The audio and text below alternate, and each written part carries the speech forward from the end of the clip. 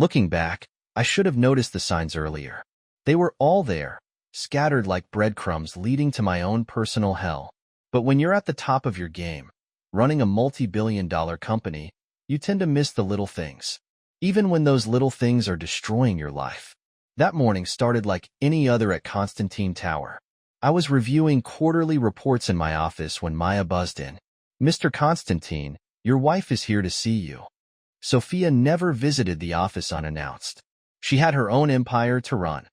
The company's international relations division she built from scratch after leaving her art gallery behind. "Send her in," I said, already feeling something was off. She walked in wearing that black Chanel dress I'd given her for our anniversary. Her heels clicked against the marble floor, each step precise and measured. But her smile, something about it didn't reach her eyes.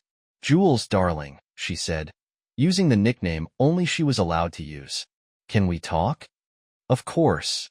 I gestured to the leather chair across from my desk, but she chose to perch on the edge of my desk instead. Closer, more intimate, more dangerous. "The family dinner tonight," she started, her fingers playing with the pin on my desk. "I think we should cancel." "Cancel?" Mom would have a fit. You know how she is about these traditions. She paused, and for a moment, I saw something flicker across her face. Fear? Guilt? "I'm not feeling well." I reached for her hand, but she pulled away slightly, so slightly that anyone else might have missed it. I didn't. "What's really going on, Sophia?" "Nothing. I'm just tired." She stood up abruptly. "I've been working late on the European merger." "With Adrian?" The words came out before I could stop them. My brother had been spending a lot of time with her division lately. She stiffened. "Yes, with Adrian. He's the head of international operations, Jules. We work together." I know. I held up my hands in surrender. "I just miss you." Her expression softened. "I miss you too." She leaned down and kissed my cheek, her perfume lingering in the air. "I'll see you at home later?"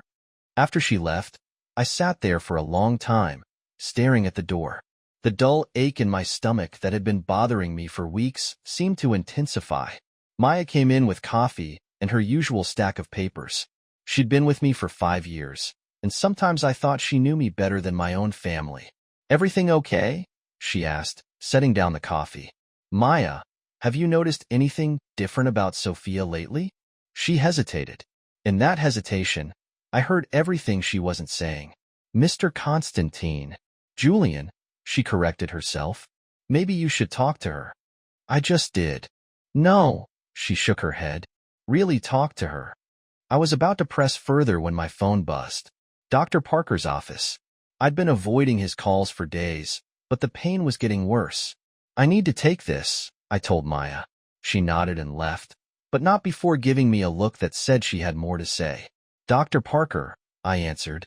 "Julian, we need to discuss your test results. In person." "I'm fine, Ethan. Just some stress and—" "Today, Julian. It's important." The gravity in his voice made my stomach clench. "All right. I'll come by after the family dinner."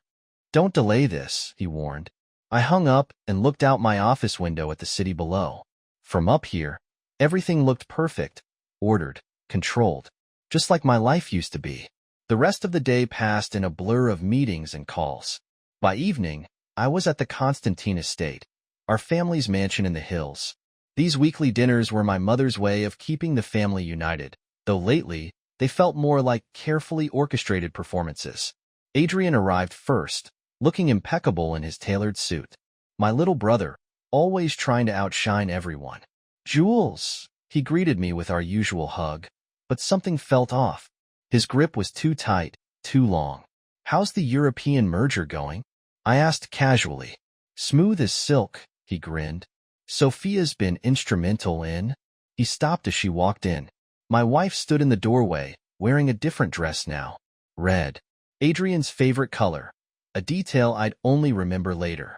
"Speaking of the devil," Adrian said, his eyes lingering on her a second too long. Mother swept in before I could analyze that look further. Diana Constantine, the family matriarch, commanding attention with her mere presence. "Children," she said, though we were all pushing 40. Shall we eat? During dinner, I watched them. The way Adrian's hand brushed Sophia's when reaching for the wine. The way she looked at everything except him. The way my mother's eyes darted between them, knowing something I didn't. Jules, darling, Sophia's voice cut through my thoughts. You've barely touched your food. Not hungry, I muttered, the pain in my stomach making itself known again. Are you feeling all right? Adrian asked, concern in his voice. You look pale. I'm fine. The lie came easily. Just tired from work. Mother set down her fork. You worked too hard, Julian. Your father was the same way before? She didn't finish the sentence. She never did when talking about Dad. After dinner, I made an excuse about a work emergency and drove to Dr. Parker's office. The building was dark except for his window. He was waiting for me, his face grave. Julian, he said, holding a folder. We need to talk about your condition. I sat down, my perfect life about to shatter in more ways than one. The clock on Dr. Parker's wall ticked like a time bomb. Stage 3. 6 months. Maybe less. Julian? Dr. Parker's voice seemed distant. Did you hear what I said about the treatment options? I nodded mechanically, but my mind was elsewhere. On Sophia's face this morning when she kissed me goodbye. Had there been guilt in her eyes? Pity? Or was it relief? We should tell your family, he continued. A support system is crucial during... No. The word came out sharper than intended. Not yet. On my way home, I pulled over at our spot, the cliff lookout where I'd proposed. The city lights blurred as memories flooded back. Sophia and Adrian at last week's charity gala, their hands brushing as they reached for champagne. I dismissed it then. Now, my phone buzzed. Sophia, working late. Don't wait up. Love you. When did those words start sounding hollow? I drove to Constantine Tower instead of home. The security guard nodded as I walked in. The elevator ride to Sophia's floor felt endless. Her office was dark, but there was a coffee cup on her desk, still warm. 2 lipstick marks on the rim. Her signature red, and something darker. My phone rang. Maya. Mr. Constantine, those expense reports? What did you find? Hotel charges. The Grand. Room 1542. Booked under AC Enterprises. Adrian Constantine. When? 3 times last month, including tonight. I hung up and sat in Sophia's chair, running my fingers over her desk calendar. Little hearts marked certain dates. Meeting dates. With Adrian. My brother. The kid who once broke his arm trying to be like me. Who cried at my wedding. Who held me when Dad died. Another text from Sophia. Miss you. Sleep well. Love you. In the background of her selfie, I caught a reflection. A hotel room. But not the Grand. The lake house master bedroom. They weren't even trying to hide anymore. Or they were hiding so badly they wanted to be caught. I started the car, then stopped. In my rearview mirror, Adrian's Porsche pulling into the parking garage. Sophia in the passenger seat, laughing at something. I slumped down, watching as my brother helped my wife out of his car. His hand lingered on her waist. She leaned into him. Then Adrian's phone rang. His face changed as he listened. He looked scared. They hurried inside, not like lovers now, but like conspirators. My phone buzzed. Unknown number. Mr. Constantine? Gloria from legal. There's something you need to know about your father's will. The inheritance clause. I made my decision. Dr. Parker first, then the lake house. But as I pulled out, I didn't notice Adrian watching from his office window, phone to his ear. He knows. We need to move faster. I drove straight to Dr. Parker's office. He was waiting, looking troubled. Julian, there's something strange about your test results. The progression rate, it doesn't make sense. What do you mean? These numbers, they're inconsistent. Like someone. His phone rang. He checked it, frowned. I need to take this. Wait here. He stepped out. Through the door, I heard fragments. Yes, Mrs. Constantine. No, I haven't told him. Of course, I understand the company's position. My blood ran cold. I left before he returned. The lake house was dark when I arrived. Their cars were parked carelessly. They must have rushed inside. I could hear voices from the deck. He's getting suspicious, Sophia was saying. The doctor called. Calm down, Adrian's voice. Everything's in place. The board meeting is tomorrow. Once we present the evidence. But what if he finds out before? He won't. 6 months, Sophia. That's all we need. Once he's gone, the company's ours. The inheritance clause is clear. If he dies while in control, everything goes to charity. But if he's declared unfit before, I'd heard enough. I stepped onto the deck. They froze. Julian, Sophia whispered. We can explain. You won't have to. I held up my phone. Recording. The board meeting tomorrow should be interesting. Adrian lunged for my phone. In the struggle, pain shot through my stomach. I doubled over. The last thing I saw was Sophia's face, genuine concern mixing with calculation. Then darkness. I woke up to white walls and beeping machines. Hospital. The pain in my stomach had subsided to a dull throb. Mr. Constantine? A nurse appeared. Your wife and brother are outside. They've been here all night. Don't let them in. My voice was hoarse. Call Maya Santos. Only Maya. The nurse hesitated, then nodded. Through the window, I could see Sophia pacing, Adrian comforting her. Such a convincing performance. Maya arrived within 20 minutes, carrying my laptop and phone. They tried to delete the recording, she said, setting up the laptop. But I had it backed up to our secure server the moment you started recording. Old habits from the corporate espionage case last year. I could have kissed her. There's more, she continued, lowering her voice. I did some digging after you collapsed. Your medical records have been accessed multiple times from Adrian's computer.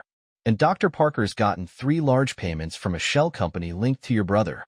The test results. Likely tampered with. I've requested the original lab reports. The door opened. Dr. Wilson, not Parker, walked in. Mr. Constantine, I'm your new physician. Dr. Parker has taken a leave of absence. More like fled the country, Maya muttered. Dr. Wilson reviewed my charts, frowning. These previous diagnoses, they don't match your current tests. The stage 3 cancer indicators appear to have been falsified. The room spun. I'm not dying? No. You have a treatable ulcer, likely stress-induced. With medication, you'll be fine in a few weeks. A laugh bubbled up in my throat. Then another. Soon I was laughing so hard tears streamed down my face. Julian? Mother's voice. She stood in the doorway, her face ashen. I just heard. I had no idea they would go this far. You knew? The laughter died. She sat heavily in the chair beside my bed. I knew about the affair. I confronted them last month. They said they were in love, that they'd tell you after the merger. And the company? The inheritance clause?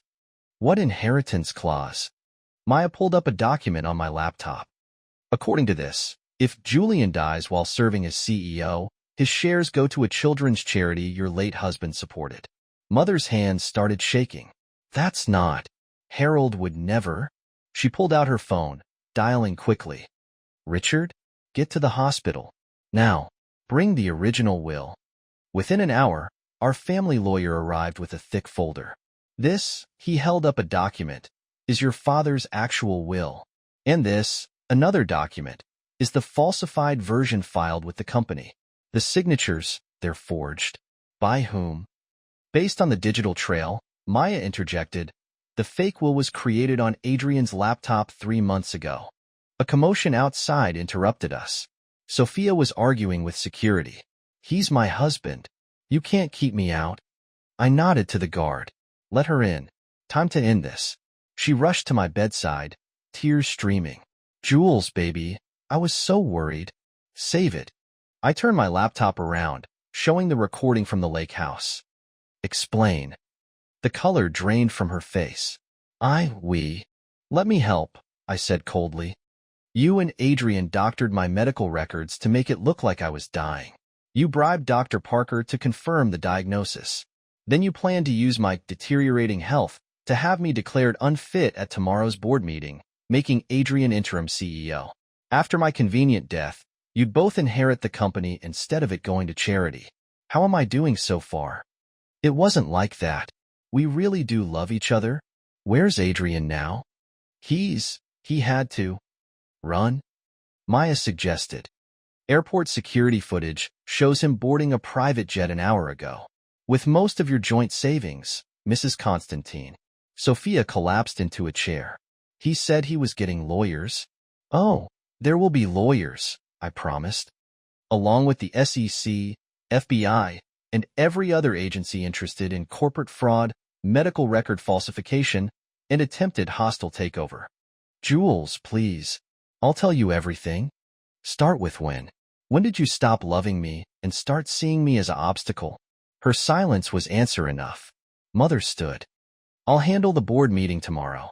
Maya, contact security. Change all passwords, freeze all accounts. Already done, Mrs. Constantine. I looked at my wife, soon-to-be ex-wife, and felt only emptiness. You should have just asked for a divorce. Would you have given me the company? No, but you would have kept your freedom. As security led her away, my phone buzzed. A text from an unknown number. Mr. Constantine, this is Gloria again. About the inheritance clause, there's something else you should know. Your father left a letter, to be opened only if someone tried to take the company by force. 3 a.m. The hospital room smells of antiseptic and midnight regrets. Dad's letter sits unopened in my trembling hands. Outside, crickets chirp their lonely songs, reminding me of summer nights at the lake house when we were all happy, or pretending to be. Jules, the night nurse, Anna, brings me tea instead of sleeping pills. She's been here 3 nights, watching me stare at walls. Your wife's still in the waiting room. Which one is she looking at more, her phone or my brother? Neither. She's looking at your old photos. Crying. I finally opened Dad's letter. A pressed cornflower falls out from Mom's garden, the one she planted when Adrian was born. The blue has faded, like all the truths I thought I knew. My dearest Jules, I'm writing this from your wedding reception. The string quartet is playing that song you and Sophia fell in love to in Paris. Adrian's watching her dance with you. He thinks no one notices, but a father sees everything. The way his smile slips when she kisses you. How his hands shake when he gives the best man speech. History has a way of repeating itself. Son, my brother Thomas loved your mother first. The company battle wasn't about money. It was about her choosing me. Some hearts break clean. Others shatter and cut everyone around them. Remember when Adrian had nightmares? Only you could calm him down. You'd tell him stories about brave knights and loyal brothers until he fell asleep holding your hand. Where did those brothers go, Jules? I see how Sophia looks at him when she thinks you're not watching. The same way your mother once looked at Thomas, with guilt and possibility. Love isn't always a choice, but loyalty is. There's a business contingency plan attached, but that's not why I'm writing. I'm writing because you're my son, and you have my heart. The same heart that forgave Thomas even after he tried to destroy everything. The same heart that puts family above pride. Last week, I found Adrian drunk in his office, staring at Sophia's picture on your desk. He said, "Why does Jules get everything?" The same words Thomas spoke 30 years ago. Watch over him, even after whatever he's done. He's still that little boy who followed you everywhere, who just wanted to be you. And Sophia, God, Jules. The way she says your name like a prayer. The way she touches her ring when she's nervous. Love like that doesn't die. It twists into something darker. Forgive them if you can. Not for them, but for the boy who taught his brother to ride a bike. For the man who danced in Paris rain. For yourself. I love you. Always and completely, Dad. The tears come silently, dropping onto Dad's fading words. On my phone, another photo from Sophia. Us in Venice, my lips on her cheek as she laughs at something forever lost to time. Remember this? Her text reads. You said nothing could be as beautiful as my smile. When did you stop looking at me that way, Jules? The night nurse returns, sits quietly beside me. She reminds me of Mom, that same gentle strength. Your brother's here too now, she says softly. They don't speak to each other. Just wait. Like they're keeping vigil. For what? For forgiveness, maybe. Or punishment. Sometimes they look the same. My phone lights up. Adrian. Remember the night Dad died? What he whispered to you before. I need to know, brother. Please. Another message from Sophia. I still have your ring. I know I don't deserve it, but I can't let go. Like I can't forget that morning in Paris when you said forever wasn't long enough. It wasn't supposed to end like this. Maya brings fresh coffee and yesterday's tears. She's known us since college, watched us fall in love, fall apart. Jules, she whispers, your mother's here. Mom enters in her old blue robe, the one she wore through every childhood fever and heartbreak. One look at Dad's letter and she knows. He wrote it the night before. She sits on my bed. Made me promise to give it to you only if love wasn't enough. Was it? I look at her, really look at her. For you and Dad? Was love enough? She traces the scar on my hand from punching a wall at his funeral. Love is always enough, baby. Just not always the way we expect. Through my window, I watch Sophia in the waiting room. She's showing Adrian an old video on her phone. My graduation, all of us laughing. She's crying. He's not touching her.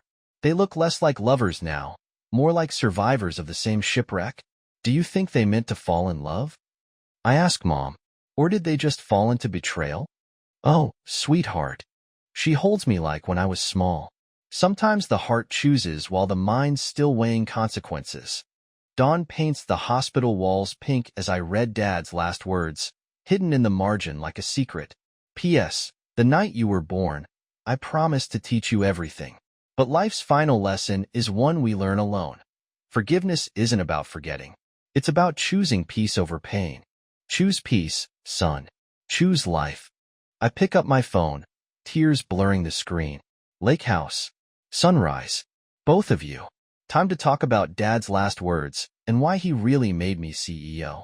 Outside my room, a brother and wife who betrayed me sit in silent vigil, waiting for either salvation or damnation. In my hands, a father's last letter teaches me that sometimes they're the same thing. The lake house looked exactly as it had 20 years ago when Dad taught us to fish. Even the old porch swing still creaked the same way. I sat there watching the sun rise, Dad's letter heavy in my pocket. They arrived separately. Sophia first, then Adrian 5 minutes later. Both looking like they hadn't slept in days. Both stopping short when they saw me on the swing. You look better, Sophia said softly. The hospital. Amazing what happens when you're not actually dying. My voice was calmer than I felt. Sit. Both of you. They chose opposite ends of the porch. Not lovers now, just guilty survivors. Before you explain, I held up a hand as Adrian opened his mouth. Let me tell you what Dad told me the night he died. The words only meant for me. Adrian flinched. This had always been between us, Dad's last moments, his whispered confession. He said, watch them, Jules. They'll need you more than they know. I looked at them both. I thought he was delirious. But he saw it even then, didn't he? The way you looked at each other. Sophia's hands twisted in her lap. Jules, please. When did it start? Really start? Not the affair, the feeling. Your wedding, Adrian whispered. The rehearsal dinner. You were late because of work, and Sophia was crying in the garden. I found her, and she looked at me like I used to look at you. I finished, watching Sophia. Go on. Nothing happened then, she said quickly. Or for years after. We fought it. God, Jules, we fought it so hard. Until? Dad's funeral. Adrian's voice broke. You were so strong, handling everything. I was falling apart, and Sophia, she held me when I broke down. One touch led to another, and... Stop. I stood, needing to move. I don't need details. I need to know why the lies. Why not just tell me?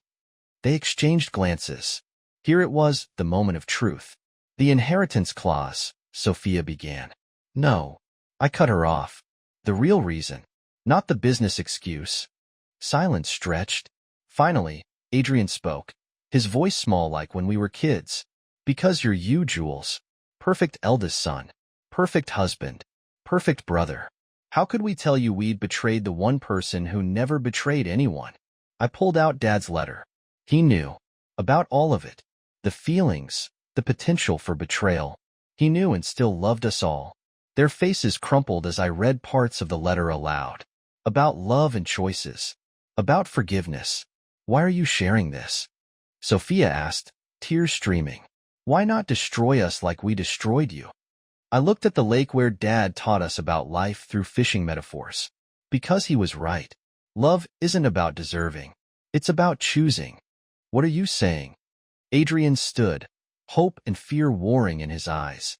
I'm saying I choose peace. Not forgiveness, not yet, but peace. I pulled out another envelope. Divorce papers, Sophia, and transfer papers, Adrian. The Singapore branch is yours, far from here, for me. Jules. They spoke together, stopped. I don't want explanations or apologies. I want you both to leave. Build whatever life you think you can have together. Just don't come back. The company, Adrian started, will survive without either of you. Like I will. Sophia stepped toward me, her hand outstretched. I stepped back. Your ring, she whispered, pulling it from her pocket. Keep it, like the memories. They're all you get to keep. As they walked to their cars, Adrian turned back. That night, what did Dad really say to you? I watched them, my wife, my brother, my deepest wounds. He said, love them enough to let them go. They drove away as the sun cleared the trees. I sat on the porch swing, feeling lighter than I had in months. Mom found me there an hour later. You didn't destroy them, she said, sitting beside me. No, I set myself free. She held me as I finally cried. Not for what I'd lost, but for what I was finally ready to find. 6 months after the lake house confrontation, I sat in a small cafe in Cusco, Peru, holding Dad's old journal. The leather was worn soft, pages dog-eared with dreams he never lived. I traced his handwriting describing Machu Picchu. Maybe someday, when the company's stable, when the boys are grown. My coffee had gone cold. I'd been sitting here for hours, reading random entries. Dad planning trips he never took, marking places on maps that never saw his footsteps. Always putting it off for tomorrow, for someday, for later. Until later never came. The day I signed Sophia's divorce papers, Mom found me in his study, surrounded by his things. Jules. Her voice soft, worried. Talk to me, baby. Did you know? I held up his passport. Dad only used this 3 times? 3 times in 30 years. She sat beside me, running her fingers over the worn leather. He was saving all his dreams for retirement, but he never got there. I pulled out an envelope. I'm stepping down as CEO. Because of them? No need to specify who them meant. No. I showed her Dad's journal. Because of him. Because sometimes the biggest betrayal is the one we commit against ourselves, putting off living until it's too late. She read a few pages, tears falling. He wanted to see the sunset over Santorini. I'm going there next week. I took her hand. Come with me. She shook her head, smiling. My life is here. But yours is waiting out there. Over the next months, I traced Dad's unfinished dreams. The pyramids at dawn, his sketches in hand. The Colosseum in Rome, reading his notes about ancient architecture. Thai temples where he'd wanted to learn meditation. Each place, I wrote 2 journals. One for me, one for Mom. Sometimes I'd find pressed flowers in Dad's pages and add my own beside them, decades apart but sharing the same dream. Maya kept me updated, but gently. No business reports, just family news. Mom's roses winning the county fair. My old dog having puppies. Small moments of normal life continuing without me. Then the news I knew would come. Sophia and Adrian's wedding announcement in Singapore. I was in Venice that day, sitting in the same cafe where I'd first told Sophia I loved her. It hurt less than I expected. I sent them a postcard of the Venice canals. No message, just the image. They sent back a photo. Them feeding pigeons in a Singapore park, looking happy but somehow incomplete. On the back, Adrian's messy scrawl. Miss you, big brother. I kept the photo but didn't reply. Some bridges take longer to rebuild. Now, in this Cusco cafe, a voice interrupted my memories. That journal's seen better days. I looked up. A woman with kind eyes and an Australian accent gestured to Dad's book. Sorry, she smiled. I'm nosy about books. I'm Sarah. Julian. I found myself smiling back. And it's not nosy. It's my father's journal. I'm visiting all the places he never got to see. Did he give you a list? He died before he could. I showed her his Machu Picchu sketches, but he left maps of his dreams. She sat without asking, ordered coffee without hesitation. Tell me about him? And suddenly, I wanted to.